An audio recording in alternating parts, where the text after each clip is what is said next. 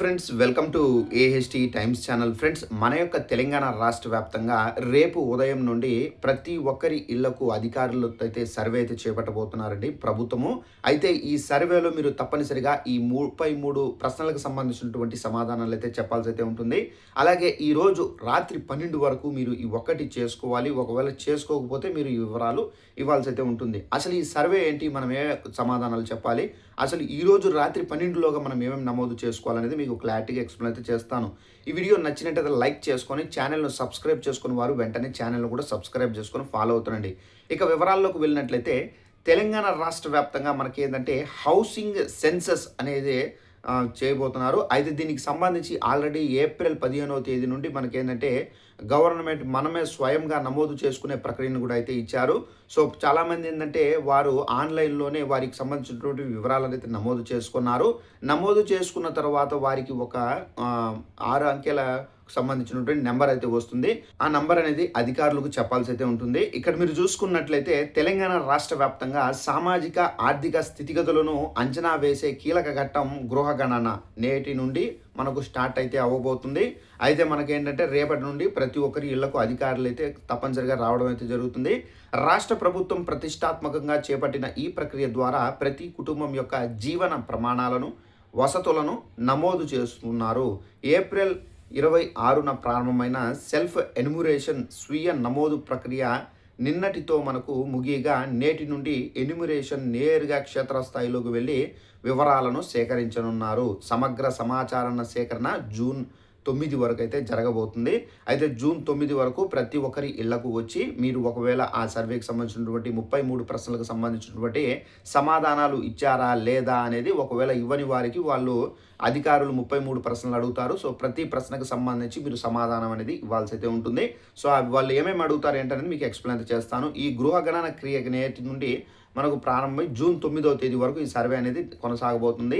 ఈ కాల పరిమితిలో ఎన్యూమరేషన్లో ప్రతి ఇంటిని సందర్శించి నిర్దేశిత ఫార్మాట్లో వివరాలను నమోదు చేస్తారు. ఇందులో ప్రధానంగా ఇంటి నంబరు, గదుల సంఖ్య, కుటుంబ సభ్యుల యొక్క పూర్తి వివరాలు, అందుబాటులో ఉన్నటువంటి కనీస వసతులు, తాగునీరు, విద్యుత్తు, మరుగుదొడ్లు మొదలైనవి, ఇంట్లో ఉన్న వాహనాల వివరాలు, ద్విచక్ర వాహనమా లేదా కారు అయితే ఉందా, మరియు కమ్యూనికేషన్ కోసం మొబైల్ నంబర్ వంటి సమాచారాన్ని కూడా సేకరిస్తారు.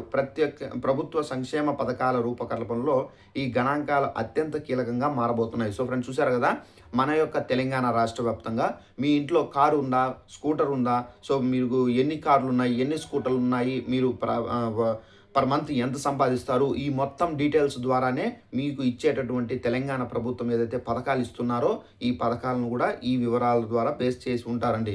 తప్పనిసరిగా ఆచితూచి తప్పనిసరిగా నిజమే చెప్పండి. ఇక స్వీయ నమోదుపై స్పందన మరియు క్షేత్రస్థాయి సవాళ్ళు. సో డిజిటల్ విప్లవంలో భాగంగా ప్రభుత్వం కల్పించిన సెల్ఫ్ ఎన్యూమరేషన్ స్వీయ నమోదు సౌకర్యాన్ని రాష్ట్రంలో ఆశించిన స్థాయిలో స్పందన లభించలేదు.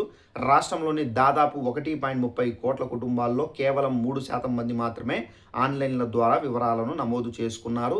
దీనివల్ల ఇప్పుడు అత్యధిక శాతం కుటుంబాల వివరాలను ఎన్యూమరేటర్లు నేరుగా ఇంటికి వెళ్ళి స్వీకరించాల్సి అయితే ఉంటుంది. సో ఫ్రెండ్స్, చూసారు కదా, మన తెలంగాణ రాష్ట్ర వ్యాప్తంగా 3% వరకు మాత్రమే ఆన్లైన్లో వివరాలు ఇచ్చి నమోదు చేసుకున్నారు. మిగిలిన వాళ్ళు చేసుకోలేదు. ఇక ప్రజలు ఎన్యూమరేటర్ను సేకరించాలని సరైన సమాచారాన్ని అందిస్తేనే భవిష్యత్తులో ప్రభుత్వ ప్రణాళికలు మరింత పారదర్శకంగా అమలయ్యే అవకాశం అయితే ఉంటుంది. ఇక గృహ గణన ప్రాముఖ్యత ఏంటంటే ఈ గణన కేవలం సంఖ్యల సేకరణ మాత్రమే కాదు, రాష్ట్ర అభివృద్ధి ఇక ఒక పునాది వంటిది. అంటే సేకరించిన సమాచారాన్ని ఆధారంగా ఏ ప్రాంతంలో మౌలిక సదుపాయాలు తక్కువగా ఉన్నాయి, ఏ వర్గాలకు ప్రభుత్వం చేయూత అవసరం అనే అంశంపై స్పష్టత అనేది వస్తుంది. హౌస్ హోల్డింగ్ ప్రక్రియ పూర్తయిన తర్వాత రాష్ట్ర ప్రభుత్వం ఈ డేటాను విశ్లేషించి రాబోయే బడ్జెట్ కేటాయింపులో మరియు కొత్త సంక్షేమ పథకాల అమలులో దిశానిర్దేశం చేస్తుంది.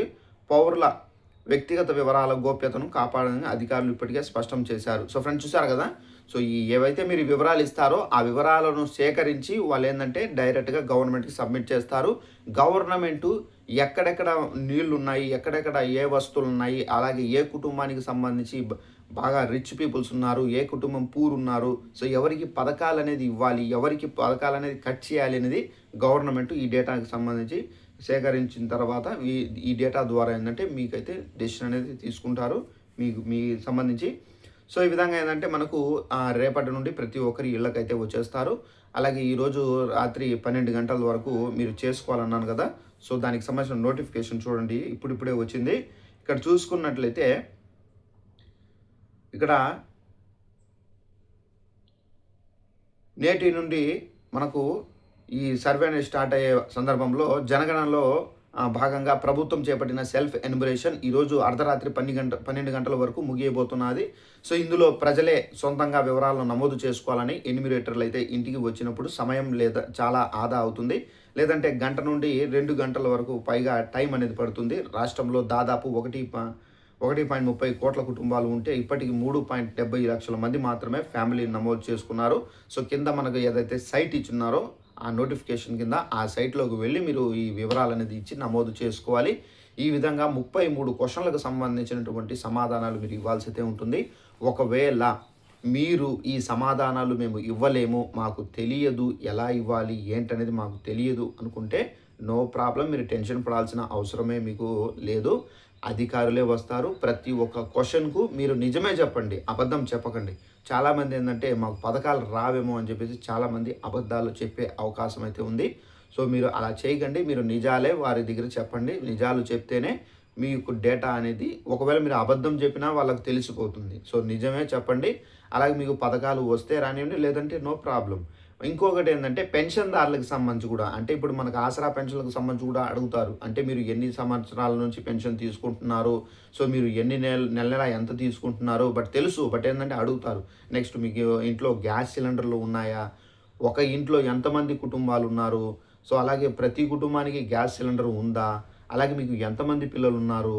మీ పిల్లల వయస్సు ఏంది? అలాగే మీ పిల్లలకు సంబంధించి వారికి పెళ్ళిళ్ళు అయ్యాయా? లేవా? సో, మొత్తం డీటెయిల్స్ అనేవి అడుగుతారు. అలాగే ఒకవేళ మీ పిల్లలకు సంబంధించి ఒకవేళ పిల్లలుంటే వాళ్ళు ఏ క్లాస్ చదువుతున్నారు? వాళ్ళకు వయస్సు ఎంత? అలాగే వాళ్ళకు ప్రభుత్వం ఇచ్చినటువంటి ఏమైనా స్కీమ్స్ అనేది అందాయా? స్కాలర్‌షిప్స్ అందాయా? ఏ స్కూల్‌లో చదువుతున్నారు? మొత్తం డీటెయిల్స్ అనేది స్టెప్ బై స్టెప్ అడుగుతారు. అలాగే మీకు మోటార్ ఉందా? లేదా మీరు గవర్నమెంట్ పంచాయతీ కుళాయి నుంచి ఏమన్నా మీరు నీళ్లు యూజ్ చేసుకుంటున్నారా? మీకు మోటార్ ఉందా? లేదా? అలాగే మీకు ఒకవేళ కారు ఉంటే కారుకి సంబంధించిన వివరాలు అడుగుతారు. అలాగే ఒకవేళ మీకు 2, 3 కార్లు ఉంటే గనక ఆ కార్లకు సంబంధించినటువంటి నంబర్లు కానివ్వచ్చు, వివరాలు కానివ్వచ్చు, ఇవన్నీ అడగడం అయితే జరుగుతుంది. ప్రతి ఒక్క క్వెషన్‌కి ఆచితూచి సరైన సమాధానమే ఇవ్వండి. టెన్షన్ పడకండి.